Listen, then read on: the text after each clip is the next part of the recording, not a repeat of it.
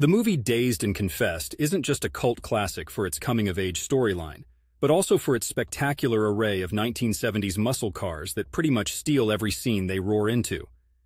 Every time I watch that film, I can't help but feel nostalgic, even if I wasn't around during that period. That's the power of well-chosen set pieces. They transport you. Now, onto the meat and potatoes here. The cars you see cruising around the streets of Dazed and Confused represent a slice of Americana that car enthusiasts can instantly resonate with.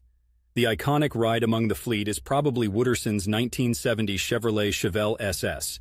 It's the epitome of cool in the movie. Cherry red, white racing stripes, and a throaty engine note that probably isn't too environment-friendly. But man, does it have presence. Then there's the 1972 Pontiac Lemons, which you might remember from the scene where O'Banion, played by Ben Affleck, gets a bucket of paint dumped on him. It was a beautiful machine before that unfortunate incident.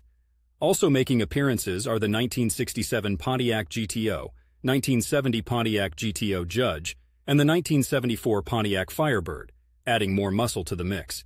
And how could we forget the 1972 Plymouth Duster and the 1973 Volkswagen Beetle that also add color to the high school road saga? These cars, each with their glossy finishes and roaring engines, weren't just modes of transport. They were characters in their own right, representing the freedom and rebellion that defined the era for many young people.